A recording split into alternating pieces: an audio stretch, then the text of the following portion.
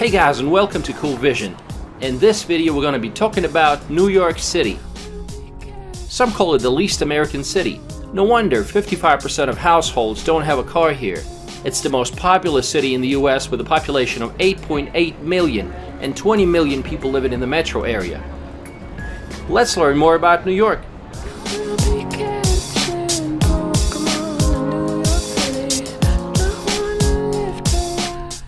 New York City is situated on a large natural harbor composed of 5 boroughs: the Bronx, Brooklyn, Queens, Staten Island, and of course Manhattan. 2 blocks down and take a right. A block has a literal meaning here. All streets are perpendicular and form a grid. Only the southern tip of the island is knocked out of the clear geometry, where the streets don't form a grid. And Broadway, which runs diagonally across the island.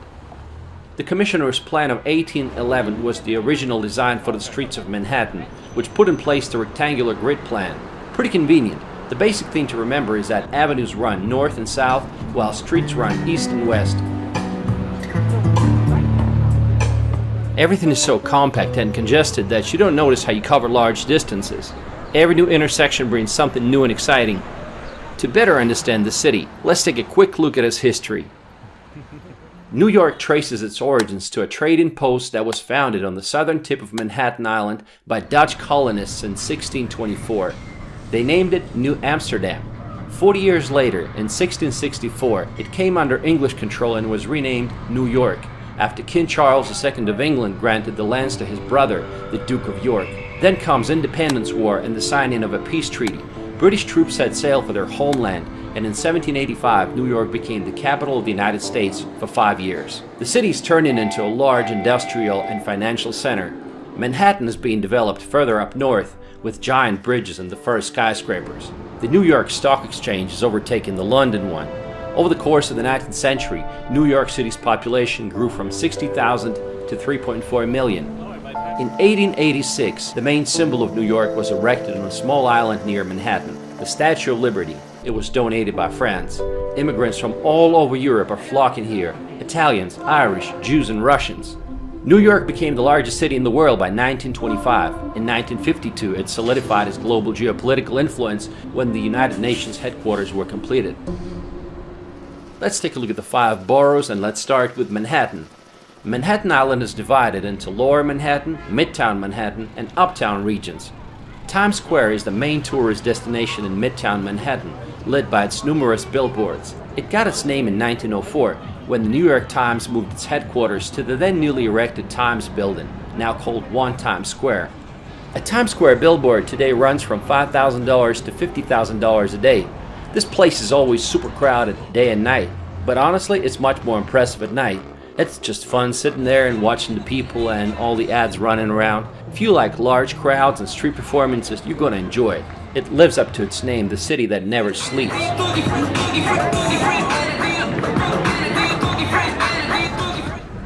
Oh, by the way, see those ATVs? That's illegal. The NYPD continues to crack down on illegal dirt bikes and ATVs, having seized 565 of them in the last 3 months. But we'll talk about crime in New York later in this video. Now let's relocate to Central Park. It's the most famous city park in the world. It's a nice place to find some peace and serenity during the day. It is entirely man-made, and it has several artificial ponds, 2 ice rinks, and even a zoo. Yes, that same zoo from which animals escape in the movie Madagascar.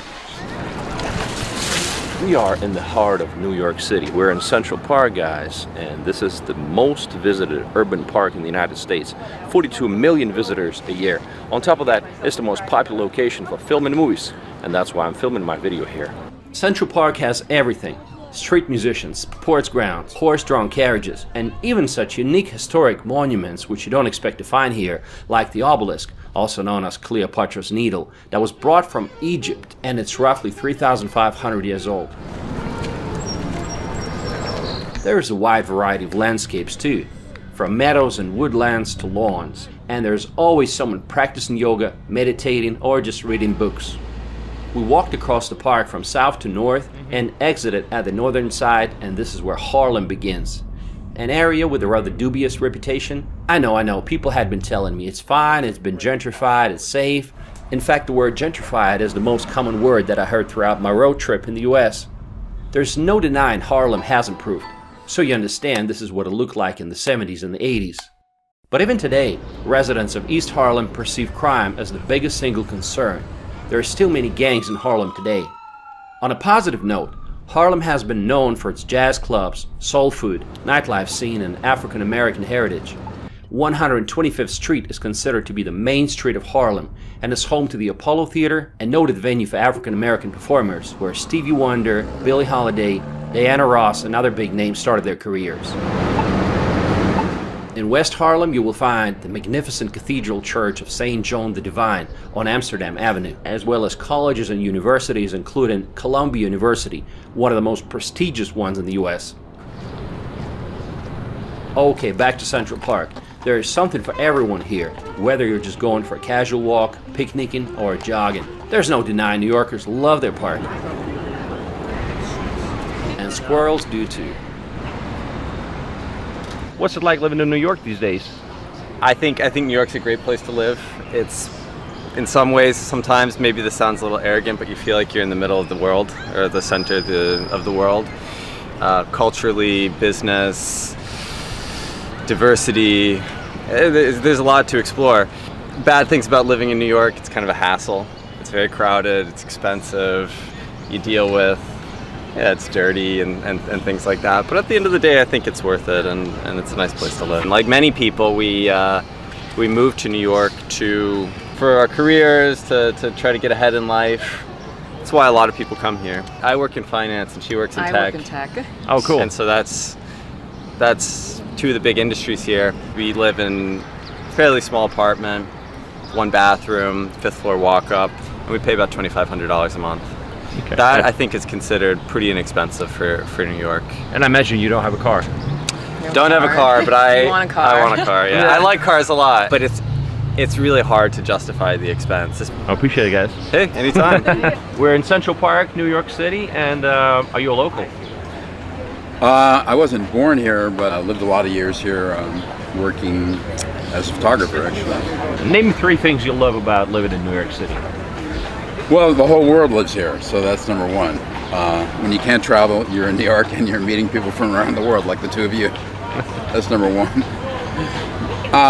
Number 2 is it's part of the harbor. It's part of the ecosystem here. It's the estuary. You know, on good days you walk out or bike out to the Hudson River and you smell the ocean. That's right. And the third is, it's the cultural capital of the Western world. So.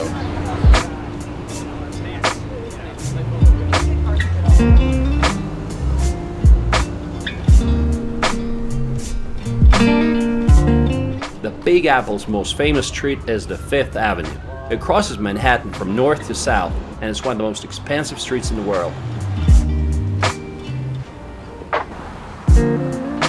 So many interesting things here. World's famous Apple store, Trump Tower with BLM mural in front of it, Flatiron Building, St. Patrick's Cathedral, a gorgeous Catholic cathedral that was built in 1878, Empire State Building, and so much more. A section of 5th Avenue running from 34th to the 60th Street is a concentration of boutique shops and expensive high-end stores. This is where Audrey Hepburn freezes on the sidewalk and stares at the jewelry store window in Breakfast at Tiffany's.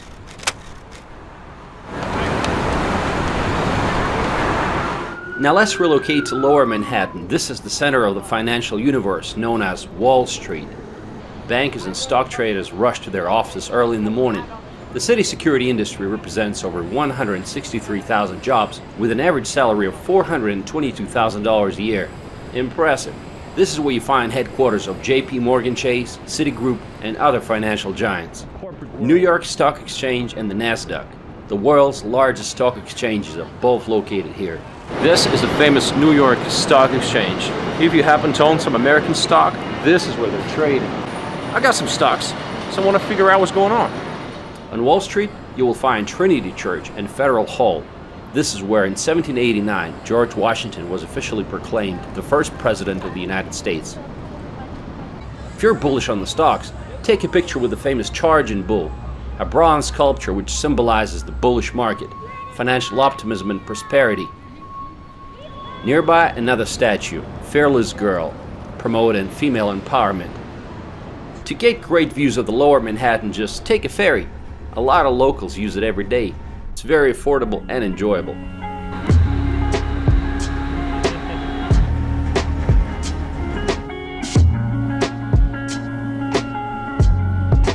If you're looking for some awesome views of the city, you might want to check out the best observatories. First, the Empire State Building. It's a 102-story Art Deco skyscraper, which provides stunning